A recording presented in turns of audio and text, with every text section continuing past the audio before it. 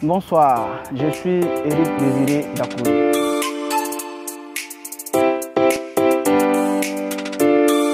Je suis un jeune né dans une famille chrétienne et d'ailleurs ma mère était une chrétienne vraiment engagée, une chrétienne fervente et c'est par elle que nous avons fait nos premiers pas dans le Seigneur, nous avons fait nos premiers pas à l'église. Il faut dire qu'elle nous a éduqués selon les bases de la parole de Dieu et c'est comme ça que nous l'accompagnions à l'église. Je préfère dire l'accompagnions parce qu'on ne savait pas vraiment ce qu'on faisait jusqu'à ce que je puisse avoir l'âge de l'adolescence. J'étais en classe de CM2 où je me suis rendu compte qu'il y avait l'échec répété au niveau de ma vie. J'ai échoué au CEP une fois, j'ai échoué la deuxième année et c'est à la troisième année que j'ai pu avoir mon entrée en sixième. Mais à partir de là, j'ai commencé à me poser des questions.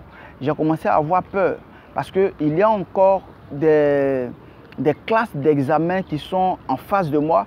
J'étais maintenant dans les classes intermédiaires, sixième jusqu'à la classe de troisième. Là encore, j'échoue.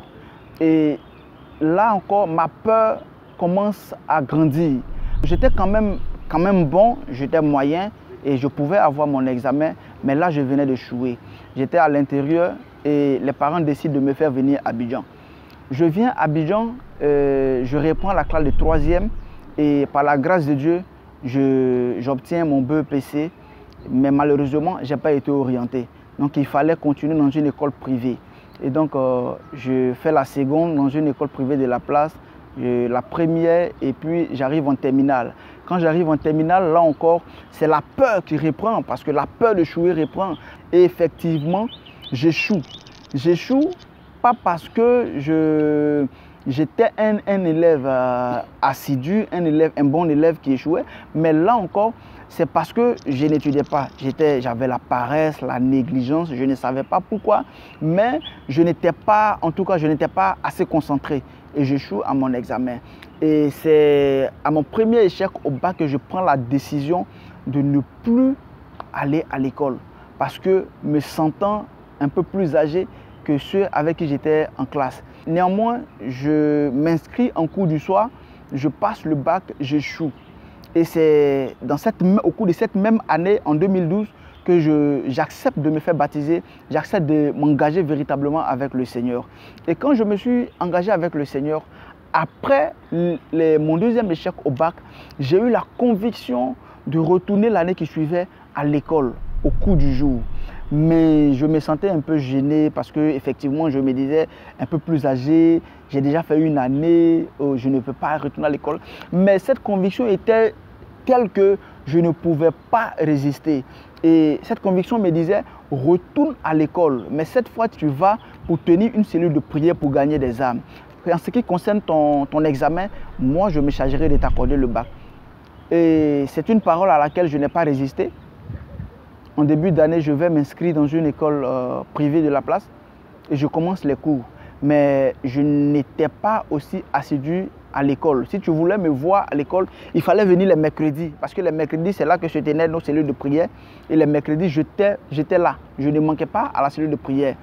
Et un jour, un ami de classe va m'approcher pour me dire, voici ce que le professeur de philo m'a dit. Il m'a dit de te dire, c'est un conseil, de te dire de venir à l'école, d'étudier. Parce que ce n'est pas en priant, en faisant des programmes que tu peux obtenir ton bac. Mais ce n'est pas par les études, c'est en ayant l'habitude de venir à l'école, d'étudier, que tu pourras avoir ton examen. Et je venais à l'école selon mes humeurs, quand je veux. Mais en ce qui concernait la cellule, j'étais tout le temps là. Et à l'école, on m'appelait pasteur. En classe, les amis m'appelaient pasteur. Et en fin d'année, on organise l'apothéose où j'invite un homme de Dieu qui vient et vraiment c'était extraordinaire. Les amis de classe qui se moquaient, les amis de l'école qui se moquaient, qui m'appelaient pasteur. Et tous ils étaient là. Et le Seigneur a touché plusieurs parmi eux qui ont donné leur vie au Seigneur. C'est en ce moment que je me suis rendu compte que ma présence dans cette école était une mission. La mission était de gagner ceux qui avaient été gagnés ce jour-là au Seigneur. Et ma joie a été grande. Déjà, mon année scolaire n'a pas été reluisante. Et de deux, je ne viens pas au prépa bac.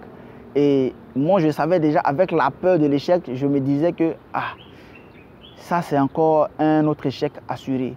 Mais c'est là que je vais voir la main de Dieu se manifester en ma faveur. On va à l'examen, après les examens, on attend les résultats et le Seigneur me surprend avec un résultat positif. J'ai eu mon examen avec 200 points justes et j'ai béni le nom du Seigneur. Ça a fortifié ma foi, en quelque sorte, ça m'a donné de rester encore plus engagé, ça m'a donné d'aller encore plus en profondeur avec le Seigneur. Et depuis lors, je suis resté accroché au Seigneur. J'ai même connu des choses avec le Seigneur qui ont davantage fortifié ma foi. Et dans ma famille, le bac était rare, était quasiment impossible. Mais le Seigneur m'a fait cette grâce. Personne dans ma famille n'avait voyagé, aller à l'extérieur du pays pour étudier. Mais le Seigneur m'a permis de voyager, aller étudier à l'extérieur du pays où j'ai fait 2 ans d'études en commerce international et je suis rentré au pays. J'ai béni le nom du Seigneur parce que c'est des choses qui sont rares dans ma famille.